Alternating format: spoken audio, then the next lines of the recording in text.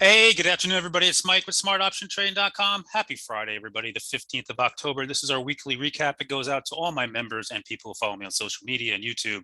By the way, please subscribe to YouTube as we build that channel up. If you want to learn more, link in the description below, smartoptiontrading.com. Live trading alerts. We have a Discord room, we have private Twitter, and we use Zoom. And you get all the information right there. And I run a special $25 for the first 30 days. Can't get any cheaper, easier than that.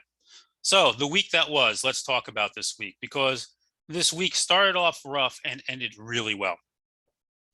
All right, so you can look at this week. Here we are on Friday, all the way up here. Monday, right? Pushed up, failed, rolled over. Tuesday was weaker, and then everything changed on Wednesdays. And for people in the room, you'll know on Wednesday, I really liked the close. I was leaning bullish on the market at that point because we had a reversal candle. We came below the previous day's low, reversed, popped back up, right, and closed well. What we do yesterday on Thursday, we gapped up and we pushed right to the 50-day. And today we gapped up again and we've cleared the 50-day and we've held in well, even though it's a tight trading range on the SPY. When I look at this chart, I'm bullish on this market. After this long up period, we've had this consolidation period. We're in earnings season. And at this point, the next move to me is 448.40 and then above the 451 area. And then we're going back to all-time highs. So, what made this week good? Let's talk about else. QQQs. The QQQs here, not quite as strong, still pushing its way back to the 50-day, but still holding in. The IWM, nice little move here, but still range bound, and you can see not going anywhere. So what made this week so strong and what made it so good? Well, we started to get earnings. And, the first one we had earnings on was JP Morgan. Just came in on Wednesday on the banks. And they sold it. They didn't like the report. They dumped it. Yesterday, it reversed off the 50-day and pushed up because yesterday we had Bank of America. Oh, they love Bank of America. This is a new multi-year high. And sometimes you just have to open these up and look at this chart. Look at where this is now. Look at how much this is coming back. Here's your all-time high at 55.08, coming back off that horrible move, right? So you have a huge move there. They liked Wells Fargo, believe it or not. Look at the candle today. Morgan Stanley had a good report, and today Goldman Sachs absolutely just blew it out of the park for a beautiful move up there. We got Alcoa yesterday. Not only did they institute a dividend and a buyback, they blew it out and they got it up yet again. We are looking for the next move up to the 60 area on a huge move there. We had our first look at the semis this week, and Taiwan Semi had a nice report. Doesn't look great on the daily, these red candles, but look where it was. So it didn't completely fill this gap. It's holding up here.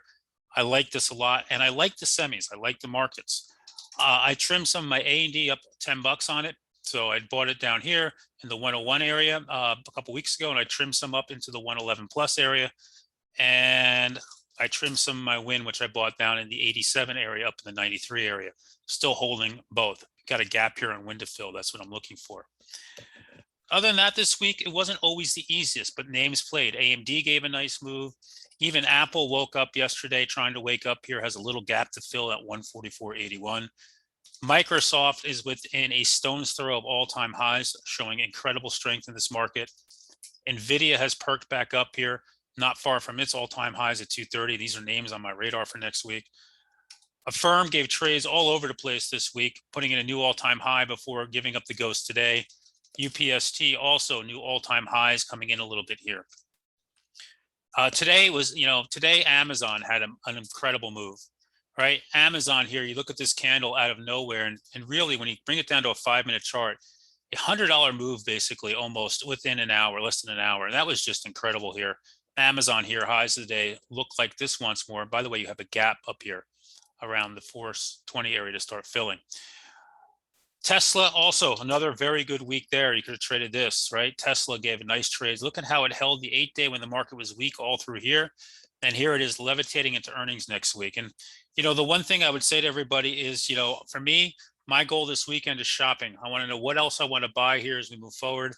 But you do have earnings next week. We have Netflix, we have Intel, we have Tesla, a bunch of other names coming in. So you have a lot of names coming in next week. Next week's a busy week. We get some more tech. And then the week after is just nuts with Amazon, Apple, Google, AMD, among others in there. So it's going to be very, very busy the next 2 weeks. And this is where you have to watch to see what names really knock it out of the park. that said, to me, the markets look good here. I am bull-minded here at this point, and I like where we're heading. So everybody have a fabulous weekend. I'll get charts either tomorrow or Sunday, probably Sunday morning if you're paying attention. And I'm going to wish you guys a wonderful weekend. It's a little early here. I am logging off for the day.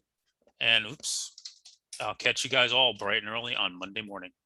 Thanks for listening.